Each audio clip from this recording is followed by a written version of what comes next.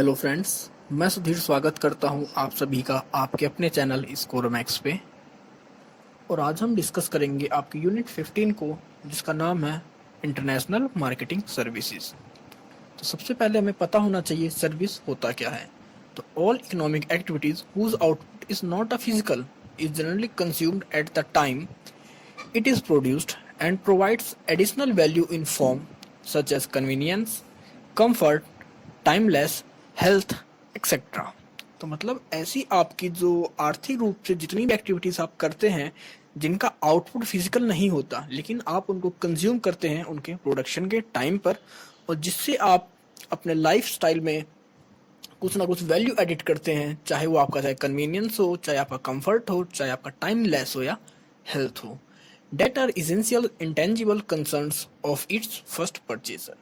ये आप जानते हैं कि जो सर्विसेज होती हैं ये आपकी इंटेंजिबल होती हैं आपके फर्स्ट परचेजर के लिए, या फिर यूं कहें कि इन्हें सिर्फ एक ही पर्सन परचेज कर सकता है, इन्हें हम आगे सेल्स नहीं कर सकते।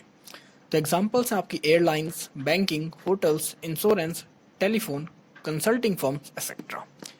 तो अब सर्विस सेक्टर का जो क्लासिफिकेशन है वो किया गया है, उनको हम देखते हैं कि किस किस बिहाफ पर कौन कौन से सर्विसेज को किस पार्टीशन में क्लासिफाई किया गया है। तो सबसे पहले देखते हैं हम ट्रांसपोर्ट एंड पब्लिक यूटिलिटीज़। इसके अंदर आपका पहला आता है ट्रांसपोर्टेशन। ट्रांसपोर्टेशन के अंदर मतलब ट्रांसपोर्ट का कोई भी मीडियम जो आप यूज़ करते हैं ट्रांसपोर्ट के लिए, चाहे आपका रेल मीडियम हो, चाहे आपका एयर मीडियम हो, चाहे आपका रोड ट्रांसपोर्ट हो, चाहे आप साइकिल कुछ भी यूज़ करें, मतलब कोई भी ऐसी सर्विस यूज़ करते हैं जब आप ट्रांसपोर्ट के लिए, वो आपके ट्रांसपोर्टेशन में आती है। दूसरे में कम्युनिकेशन, चाहे आप टेलीफोन है, आपके रेडियोस हैं, टेलीविज़न ब्रॉडकास्टिंग है, ये सब किसके अंदर आती है आपकी सर्विस? कम्युनिकेशन के अंदर। नेक्स्ट है electricity, gas and sanitary services. ये सारी सर्विसेज आती हैं आपकी ट्रांसपोर्ट एंड पब्लिक यूटिलिटीज़ के अंदर।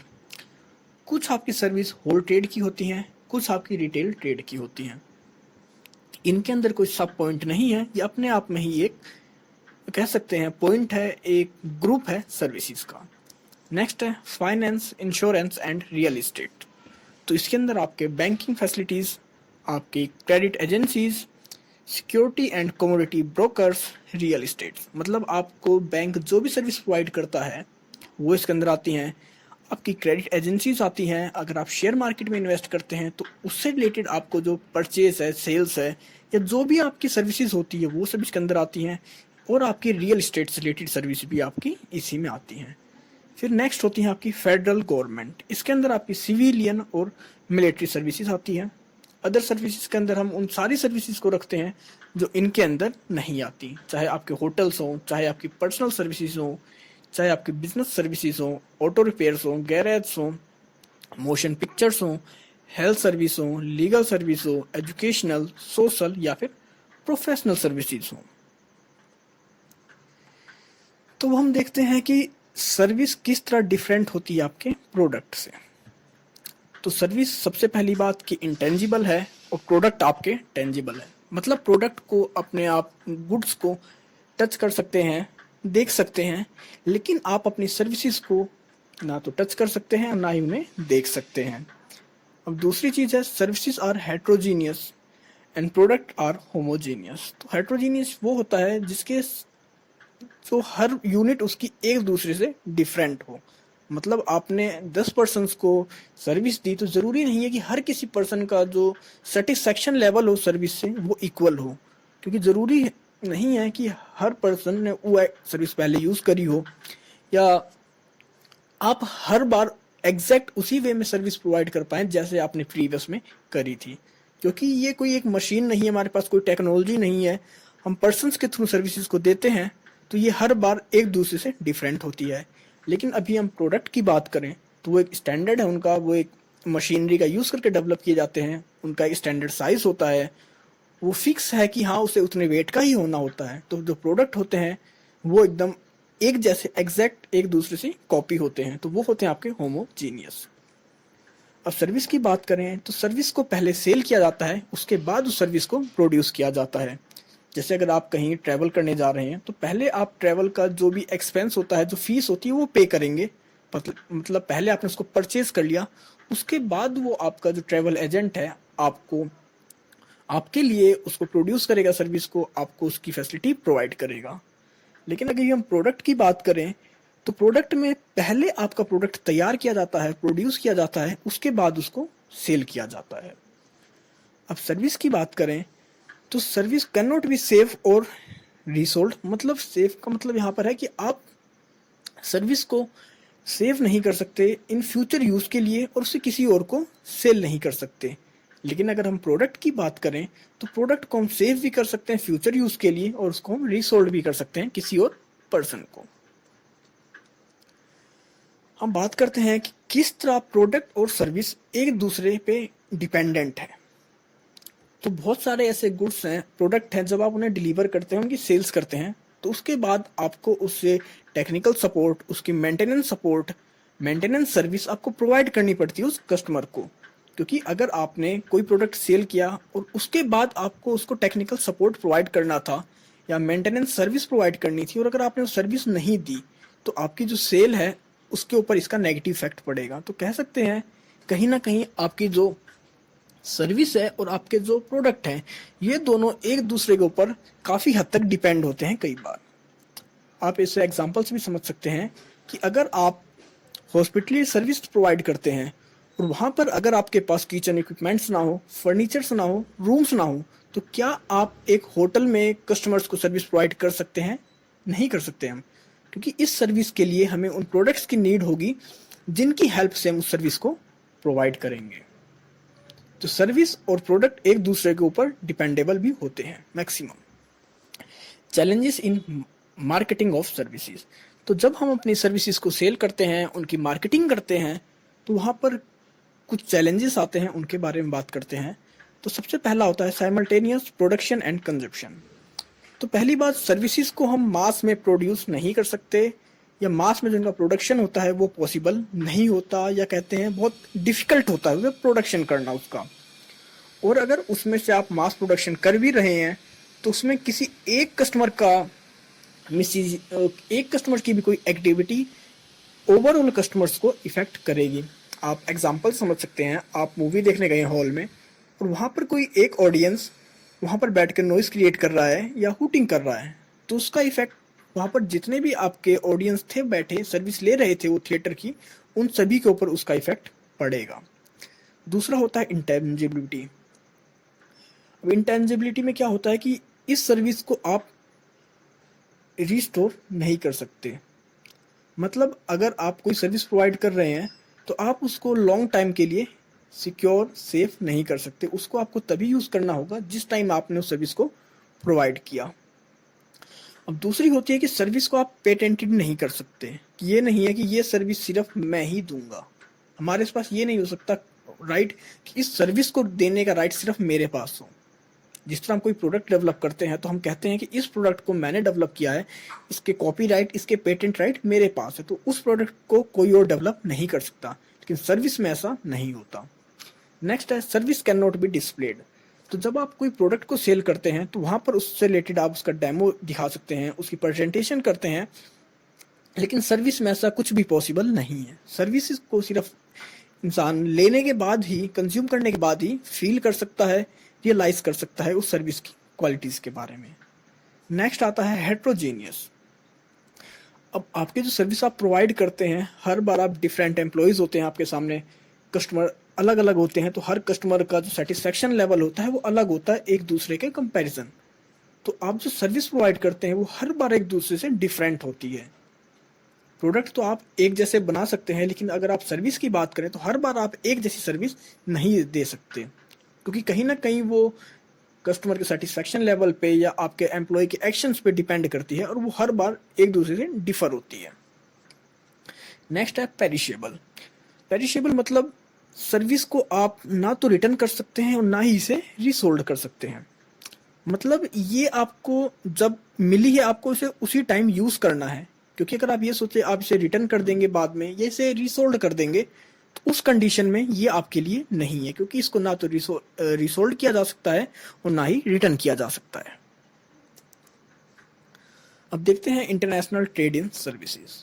तो अगर हम चाहे ग्लोबल लेवल की बात करें, चाहे नेशनल लेवल की, चाहे डोमेस्टिक लेवल की, तो सर्विस सेक्टर है आपका डे बाय डे इंक्रीज हो रहा है। क्योंकि हम मॉडर्न टाइम की तरफ भाग रहे हैं, अपने आप को मॉडर्न करने की सोच रहे हैं, और हम एफर्ट भी कर रहे हैं कि हर चीज़ को पहले कंपैरिजन ट्रेडिशनल वे को छोड़कर उसमें हम टेक्नोलॉजी का यूज़ करें, किस तरह अपने आप को इफेक्टिवली डेवलप करें पहले के कंपैरिजन। तो उसमें हम मैक्सिमम सर्विस सेक्टर को इंक्लूड कर रहे हैं। अब चाहे आपका ट्रेड है, पहले अगर आप पहले ट्रेड को देखें तो वो आपका ट्रेडिशनल हुआ करता है, लेकिन आज की बात करें तो आपका maximum trade e commerce site के थ्रू होता है। अगर आप पहले एडवर्टाइजमेंट की बात करें तो पहले आपका एडवर्टाइजमेंट कैसे आप बैनर्स के थ्रू क्या करते हैं, सेल्स प्रमोशन के थ्रू क्या करते हैं, लेकिन आज के टाइम पे वो आपके जो एडवर्टाइजमेंट है वो मैक्सिमम आपके इलेक्ट्रॉनिक मीडिया के थ्रू होते हैं। तो कह सकते हैं जो टाइम बढ़ रहा है, जिस तरह हम डेवलप हो रहे हैं, उसके साथ साथ आपका जो ट्रेड है प्रोडक्ट के कंपैरिजन, आपका सर्विस का ट्रेड वो बहुत तेजी से बढ़ रहा है। और आपके जो सर्विसेज का ट्रेड होता है, इसको कह सकते हैं सर्विलेंस करने के लिए, इसको एक तरह से रूल्स और रेगुलेशंस बनाने के लिए, इसको लिबरलाइज करने के लिए 1996 जनवरी में डब्ल्यूटीओ ने एक कह सकते हैं एक एग्रीमेंट बनाया था, गेट्स का general agreement on trade in services, जिसके थ्रू आप अदर कंट्रीज में अपनी सर्विसेज के ट्रेड को रेगुलेट कर सकते हैं। तो अब देखते हैं कि आपका जो वर्ल्ड ट्रेड में सर्विसेज का परसेंटेज है वो किस तरह बढ़ रहा है। तो अगर हम नॉर्थ अमेरिका की बात करें, चाहे साउथ एंड सेंट्रल अमेरिका की, चाहे यूरोप की, अफ्रीका की, तो ये चारों कंटिनेंट की अगर हम एक्सपोर्ट देखते हैं तो 1990 से लेकर 2005 तक इन सभी के एक्सपोर्ट घटे हैं, परसेंटेज जो इनका एक्सपोर्ट परसेंटेज घटा है। चाहे आप अमेरिका देख लें, चाहे यूरोप देख लें, चाहे अफ्रीका देख लें। लेकिन अगर अभी आप बात करते हैं एशिया की, तो एशिया का जो एक्सपोर्ट 1990 में था 16.8%, वो 2005 में जाकर पहुंचा था 21.8%। मतलब जो एक्सपोर्ट है और जो एशिया रीजन है, मतलब एशिया रीजन में आपका जो एक्सपोर्ट वैल्यू है, एक्सपोर्ट परसेंटेज है सर्विसेज का, वो बढ़ रहा है। और अगर अभी हम इंपोर्ट की बात करें तो सेम यही आपको देखने को मिलेगा, यही पैटर्न आपका इंपोर्ट में भी। तो इंपोर्ट में भी north America, south and central America, Europe, Africa, अगर हम इनकी बात करें तो इन सभी का इंपोर्ट भी घटा है 1990 के कंपैरिजन 2005 में। लेकिन अगर हम एशिया रीजन की बात करें तो इसका इंपोर्ट भी बढ़ा है, क्योंकि इसका पहले था 22.0 1990 में, और 2005 में जाकर ये पहुंचा है 24.4। तो हमने देखा कि आपका जो एशिया रीजन है, जिस रीजन में हम आते हैं, उस रीजन में आपका जो ट्रेड हो रहा है सर्विसेज का, चाहे वो एक्सपोर्ट हो चाहे इंपोर्ट हो, दोनों ही कंपैरिजन टू ओवरऑल वर्ल्ड या ग्लोबल लेवल पे बात करें तो वो तेजी से बढ़ रहा है। अब बात करते हैं international marketing of service strategy. तो हमें किस स्ट्रेटजी को यूज करना चाहिए अपनी मार्केटिंग में सर्विसेज के लिए। तो सबसे पहली बात, हमें ऐसे सर्विसेज को ऐसी डेवलप करना चाहिए कि जो किसी प्रोडक्ट का कह सकते हैं कॉम्प्लीमेंट हो, या कोई ऐसी सर्विस जिसकी हेल्प ली जाती हो किसी प्रोडक्ट को सेल्स में। मतलब ऐसा प्रोडक्ट देखें, आप फोकस करें जिसके लिए आपके सर्विस की नीड हो। तो सबसे पहले आप ऐसी सर्विस को चूज कर सकते हैं। सर्विस के तौर पे आप ट्रांसपोर्टेशन को देखते हैं कि अगर आज के टाइम पे कोई भी प्रोडक्ट सेल्स होता है, चाहे आपकी ई कॉमर्स साइट्स हैं, लॉजिस्टिक्स हैं, तो उनको अपने प्रोडक्ट को एक जगह से दूसरी जगह तक पहुंचाने के लिए, सेल्स करने के लिए उनको ट्रांसपोर्टेशन की नीड होती है। तो ऐसी सर्विस कह सकते हैं जिसके ऊपर की प्रोडक्ट और सर्विस एक दूसरे पर डिपेंडेबल हो।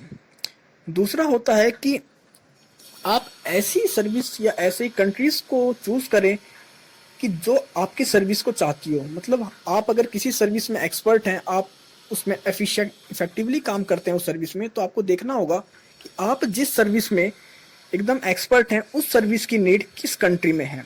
एग्जाम्पल पे आप समझ सकते हैं कि अगर आपकी जो कंस्ट्रक्शन मैपिंग का काम आप सर्विस करते हैं, वो आपकी बहुत बेटर है, बहुत अच्छी है, तो आपको ऐसी कंट्रीज को टारगेट करना होगा, ऐसी कंट्रीज में मार्केटिंग करनी होगी जहां पर आपका जो कंस्ट्रक्शन का काम होता है वो मैक्सिमम होता है, क्योंकि जहां पर मैक्सिमम काम होगा वहीं पर आपकी सर्विस को ज्यादा से ज्यादा यूज किया जाएगा।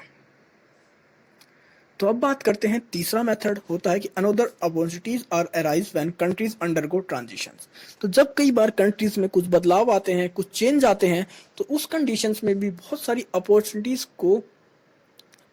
का अराइजमेंट होता है तो वहाँ देखा जाता है कि जब कोई भी कंट्री डेवलपमेंट में जा रही हो या उसमें कुछ रैंडम चेंज होता है कोई पॉलिसीज़ में, कोई बिजनेस रूल्स में, तो वहाँ पर बहुत सारी अपॉर्चुनिटीज़ का जन्म होता है, अपॉर्चुनिटीज़ का अराइज होता है।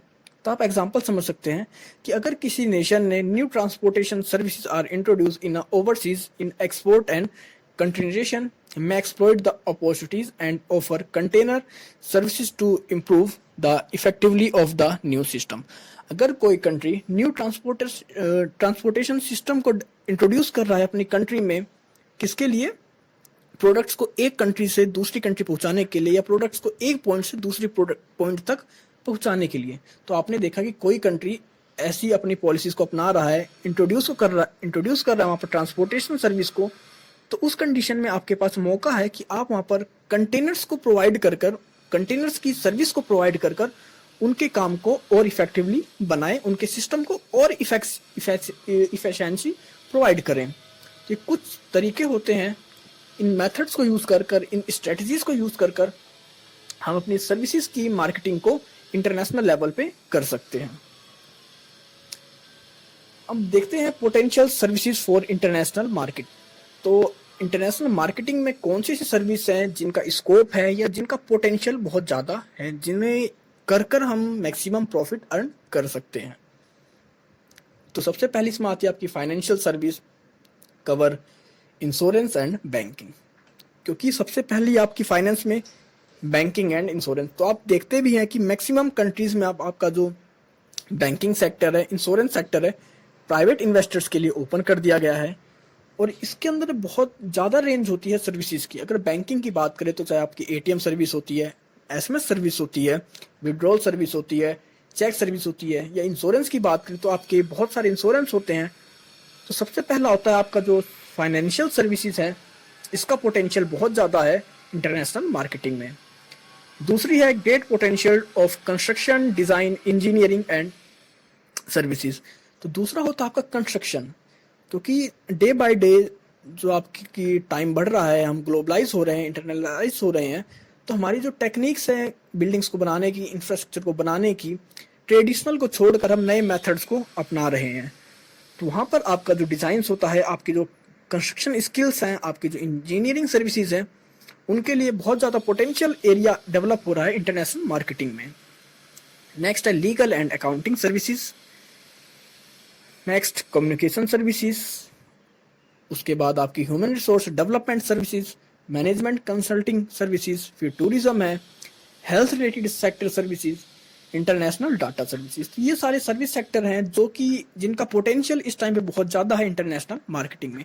चाहिए अब कम्युनिकेशन की बात करें तो कम्युनिकेशन में आप देख रहे हैं कि किस तरह हमारा जो एक दूसरे इंटरेक्शन का मेथड था, कम्युनिकेट करने का मेथड था, और जो हमारा जो कम्युनिकेशन था पहले कंपैरिजन अब बहुत ज़्यादा होने लगा है। अगर आप बात करें लीगल और अकाउंटिंग सर्विसेज की, तो अब पहले के कंपैरिजन आपका जब ट्रेड बढ़ रहा है तो आपके अकाउंटिंग सर्विसेज की भी नीड बढ़ रही है। जो आपका ट्रेड बढ़ रहा है, आपकी सर्विसेज बढ़ रही हैं, तो वहाँ पर ह्यूमन रिसोर्स की भी नीड होगी, उनसे रिलेटेड सर्विसेज की भी नीड होगी। और इसी के हिसाब से जब आपके ये सब बढ़ेंगे तो आपका जो मैनेजमेंट कंसल्टिंग सर्विसेज हैं वो भी बढ़ेंगी।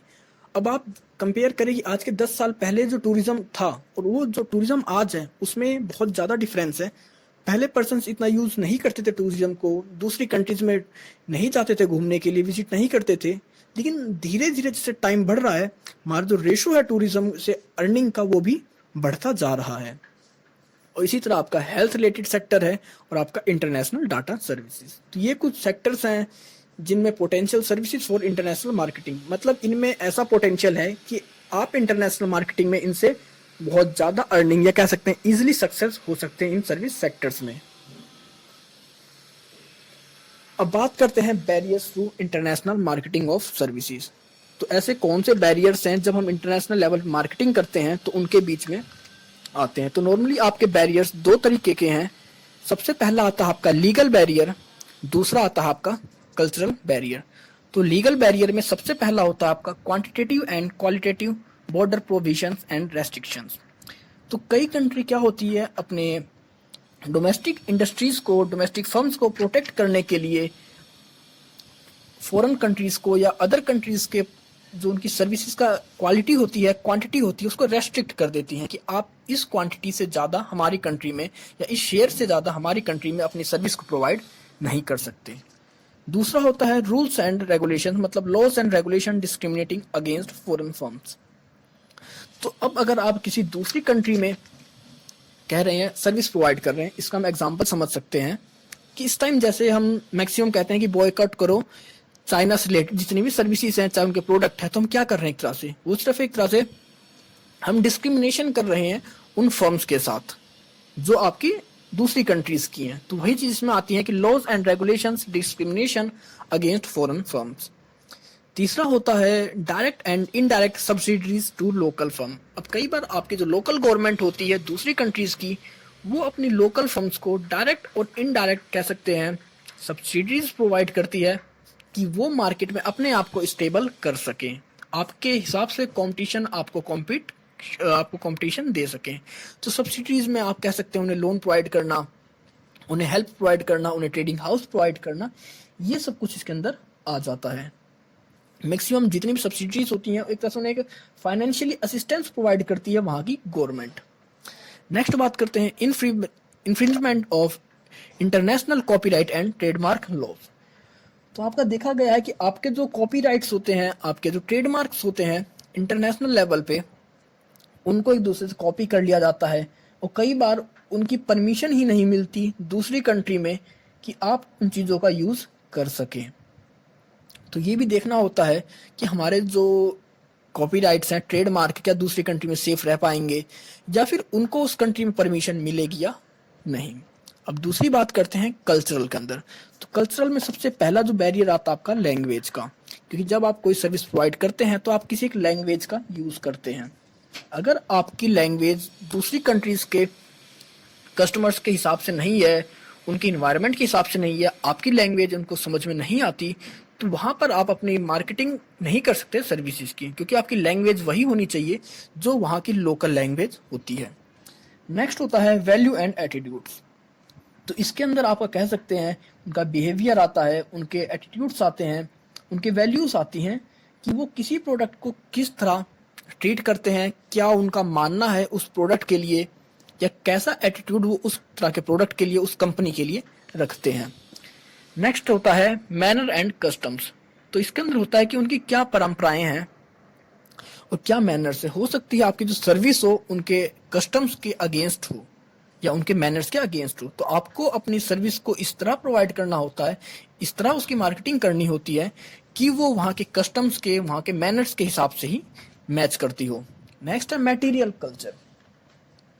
तो मटेरियल कल्चर के अंदर हम देखते हैं कि आपकी जो सर्विस है, क्या उस कंट्री में उस तरह की सर्विस को यूज़ किया जाता है या नहीं है, क्या यहाँ पर वहाँ पर आपके मटेरियल का कल्चर है या नहीं है। आप एग्जांपल समझ सकते हैं कि अगर आप किसी कंट्री में जाते हैं और आप वहाँ पर जू देखते हैं, तो हो सकता है अगर आप किसी ऐसी कंट्री में हैं जहाँ पर डेंसिटी बहुत कम है, तो वहाँ पर आप अपने घर में एक केज ला सकते हैं, वहाँ पर एनिमल्स को रख सकते हैं, वो उनका मटेरियल कल्चर हो गया। लेकिन अभी हम किसी ऐसी कंट्री की बात करें जहाँ पर डेंसिटी बहुत ज़्यादा है, तो वहाँ पर आपको ये चीज़ देखने को नहीं मिलेगी, क्योंकि जहाँ पर पर्सनस के लिए या पीपल्स के लिए जगह नहीं है, तो वहाँ पर वो एडिशनल केज या एनिमल्स को नहीं रखेंगे। नेक्स्ट होता है एथिक्स। एथिक्स मतलब उनकी क्या मान्यताएं हैं, क्या उनके आर्ट हैं, क्या उनके ड्रामा हैं, या किस तरह वो उनका टेस्ट है जो कि हमारी सर्विस को इफेक्ट करेगा। तो जब भी हम किसी दूसरी कंट्री में मार्केटिंग करते हैं अपनी सर्विस से रिलेटेड, तो हमें देखना होता है कि उनके एथिक्स क्या है, मतलब किस तरह के कलर्स को प्रेफर करते हैं, वो किस तरह के म्यूजिक को प्रीफर करते हैं, किस तरह का टेस्ट उनको अच्छा है। तो ये सब चीज़ों को हमें देखना पड़ता है। ये सारे बैरियर्स हैं जो हमारे मार्केटिंग के बीच में आते हैं। नेक्स्ट है एजुकेशनल एंड सोशल इंस्टीट्यूशंस। तो इसके अंदर देखते हैं कि हमारा जो प्रोडक्ट है, जिस कंट्री में हम उसको सेल्स कर रहे हैं, क्या वहाँ के कस्टमर्स के पास उस चीज़ को यूज़ करने की नॉलेज है, स्किल्स है। अगर वहाँ का कस्टमर उस प्रोडक्ट को यूज़ करना नहीं जानता, उसके पास नॉलेज ही नहीं है कि वो प्रोडक्ट किस तरह उसकी लाइफ को चेंज करेगा, तो उस कंडीशन में हमारी जो मार्केटिंग होगी सर्विसेज की चाहे प्रोडक्ट की, वो वहाँ पर बेनिफिशियल नहीं होगी। लास्ट होता है आपका culture effect on customer behaviour. तो हम देखते हैं कि वहाँ का जो कल्चर का इफेक्ट है कस्टमर के बिहेवियर पर, मतलब अगर कल्चर है कहीं पर कि वो सिर्फ वेज प्रोडक्ट को ही परचेज करेंगे, अगर आप वहाँ पर कोई ऐसी सर्विस प्रोवाइड कर रहे हैं जिसमें आप एनिमल्स को इंक्लूड कर रहे हैं, या फिर उनका ऐसा कल्चर है कि वो किसी जानवर को या किसी एनिमल को एज अ गॉड ट्रीट करते हैं और आप उसी एनिमल का यूज कर कर वहाँ पर सर्विस प्रोवाइड कर रहे हैं, जो कि एक तरह से आप ट्रांसपोर्टेशन की सर्विस प्रोवाइड कर रहे हैं किसी एनिमल का यूज कर कर, तो वहाँ पर वो चीज़ वहाँ पर एक्सेप्टेबल नहीं होगी, क्योंकि जो उनका कल्चर इफेक्ट होता है वो वहाँ के कस्टमर्स के बिहेवियर में देखने को मिलता है।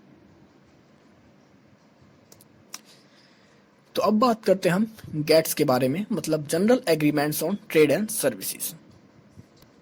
The general agreement on trade and services is a treaty of the world trade organisation. तो ये एक ट्रीटी है, एक समझौता है किसका? वर्ल्ड ट्रेड ऑर्गेनाइजेशंस का, जिसको बनाया गया था आपका जनवरी 1995 में यूरी के राउंड के अंदर। The treaty was created to extend the multilateral trading system to service sector। क्योंकि इससे पहले आपके जो सर्विस सेक्टर थे उनसे रिलेटेड कोई सिस्टम, कोई ट्रीटी हमारे पास अवेलेबल नहीं थी, तो उसमें इसे बनाया गया था कि किस तरह किन रूल्स को, रेगुलेशंस को फॉलो करेंगे हम सर्विस सेक्टर्स के ट्रेड में, और किस तरह इनको हम रेगुलेट करेंगे। In the same way the general agreement on tariff and trade provide such a system for merchandise trade. और इसके अंदर साथ ही हमें गेट को भी हमने अडॉप्ट किया था, जिसके अंदर कि हम किस तरह किसी प्रोडक्ट पे, सर्विस पे टैरिफ और ट्रेड को एस्टेब्लिश करेंगे। तो देखते हैं कि इसके मेंबर कौन होते हैं। तो आपके जितने मेंबर WTO के हैं, क्योंकि ये उसी का पार्ट है, उसी ने इस ट्रीटी को किया है, उसी ने इस ट्रीटी को बनाया है, तो इसके जो मेंबर्स हैं आपके WTO के मेंबर्स हैं। तो नॉर्मली इसके अंदर आपके 130 के नियर कंट्रीज आती हैं जो इसकी मेंबर है। अब इनमें कौन कौन सी सर्विसेज को इन्होंने इंक्लूड किया है अपने गेट्स के अंदर, मतलब general agreement on trade in services के अंदर। तो पहली आपकी कंस्ट्रक्शन एंड इंजीनियरिंग, दूसरी आपकी डिस्ट्रीब्यूशन सर्विसेज। डिस्ट्रीब्यूशन में आप कह सकते हैं आपकी जो ट्रांसपोर्ट सर्विसेज होती है, किसी चीज़ को, सर्विस को आपने दूसरी कंट्री में पहुंचाया, अपने प्रोडक्ट को दूसरी कंट्री में आपने एक्सपोर्ट किया, उसके बाद उसको डिस्ट्रीब्यूट करने के लिए जो सर्विस या कह सकते हैं मीडिएटर्स की सर्विस होती है, उसे कहते हैं educational services, environmental services, financial services, health services, tourism, travel, professional, communication, transport and other services not include elsewhere. तो मैक्सिमम ये सारी सर्विसेज हैं जो इस एग्रीमेंट के अंदर कवर करी गई हैं कि इन सर्विसेज का आप ट्रेड कर सकते हैं इंटरनेशनल लेवल पे। तो अब देखते हैं according to the GATS provision, trade in services now means supply of services through any one of the following 4 method, 4 ways कह सकते हैं, 4 मोड्स कह सकते हैं, या 4 टाइप्स कह सकते हैं, कि मतलब इन 4 मेथड का यूज कर कर, इन 4 मोड्स के हेल्प से हम अपनी सर्विस को प्रोवाइड करते हैं इंटरनेशनल लेवल पे। तो सबसे पहला जो मोड है आपका क्रॉस बॉर्डर मूवमेंट। तो इसके अंदर क्या होता है? This includes supply of services from the territory of one country into the territory of another country, services that can be transmitted through a telecommunication or services embedded to a consultant report or a software on a diskette. तो आप देखते हैं कि अगर आप कोई telecommunication के through service provide कर रहे हैं किसी दूसरी कंट्री में, या सॉफ्टवेयर भेज रहे हैं दूसरी कंट्री में, या कंसल्टेंट की सर्विस प्रोवाइड करती हैं, मतलब आप अपनी कंट्री में रहकर दूसरी कंट्री के कस्टमर को सर्विस प्रोवाइड करते हैं, तो वो होती है आपकी क्रॉस बॉर्डर मूवमेंट। अब दूसरा होता है मूवमेंट ऑफ कंज्यूमर्स। तो इसमें क्या होता है? This entails supply in the territory of one country that is the country of service supplier to the service consumer of any other country. तो इसमें आप टूरिज्म को समझ सकते हैं एग्जाम्पल से, कि आपकी कंट्री का जो कस्टमर है या दूसरी कंट्री का कस्टमर जो आपकी कंट्री में आता है, तो आप उसे किस तरह की सर्विस प्रोवाइड करेंगे, मतलब वो आपकी कंट्री में खुद आया है उस सर्विस के लिए। मतलब यहाँ पर जो कंज्यूमर्स होता है, जो कस्टमर्स होते हैं, उनकी मूवमेंट होती है इस सर्विस के अंदर। तीसरा होता है कमर्शियल प्रेजेंस अब्रोड। अब इसमें क्या होता है कि this means supply of services by a service supplier or one country through commercial presence in the territory of another country. मतलब ऐसी ऑर्गेनाइजेशंस जो अदर कंट्रीज में प्रेजेंस है कमर्शियली वे में, और वहाँ पर प्रेजेंस होकर कमर्शियली अपनी सर्विस को वहाँ प्रोवाइड करती हैं। तो जैसे आपकी बैंकिंग है, आपकी इंश्योरेंस सेक्टर है, आपकी लीगल फर्म्स हैं। तो ये क्या है? ये ओवरऑल वर्ल्ड में अपने इनके ऑफिसेज हैं, इनके फर्म्स हैं, कॉमर्शियली प्रेजेंस हैं और हर कंट्री के टेरिटरी में रहकर वहाँ के कस्टमर्स को, कंज्यूमर्स को अपनी सर्विस प्रोवाइड करते हैं। लास्ट होता है कि presence of natural person abroad. इसके अंदर आपका जो सर्विस प्रोवाइडर होता है वो दूसरी कंट्री में जाता है, अपनी सर्विस प्रोवाइड करता है और रिटर्न अपनी कंट्री में आ जाता है। तो इसमें आप डॉक्टर्स और इंजीनियर्स को इंक्लूड कर सकते हैं, क्योंकि डॉक्टर्स क्या होता है, अगर उसकी नीड दूसरी कंट्री में है, वहाँ किसी हॉस्पिटल से कनेक्टेड है, तो वहाँ जाएगा, अपनी सर्विस प्रोवाइड करेगा। खुद से तो कोई सर्जरी हो वहाँ पर या कोई ऑपरेशन हो, वो सर्विस प्रोवाइड करी वहाँ पर और उसके बाद वो रिटर्न अपनी कंट्री में आ जाएगा। तो ये 4 मोड्स हैं जिनका यूज़ कर कर हम इंटरनेशनल लेवल पे सर्विस प्रोवाइड करते हैं गेट्स के प्रोविज़न के हिसाब से। तो गाइस आपका चैप्टर ख़त्म होता है। आई होप आपको समझ में आ गया होगा सब कुछ। और अगर आपको गेट्स से रिलेटेड या WTO से रिलेटेड कुछ भी पूछना है या आप इसके बारे में और पढ़ना चाहते हैं, तो डिस्क्रिप्शन में मैंने IBO 1 के यूनिट 18 का लिंक डाल दिया है। उसके अंदर हमने इसी चैप्टर को बहुत ही ज़्यादा डीप एक्सप्लेनेशन के साथ पढ़ा है, क्योंकि उस चैप्टर के अंदर सिर्फ यही टर्म्स थी। तो अगर आपको इसके बारे में और स्टडी करनी है तो आप डिस्क्रिप्शन में लिंक देख सकते हैं। तो मिलते हैं जल्दी एक नई वीडियो के साथ, तब तक के लिए take care, goodbye friends.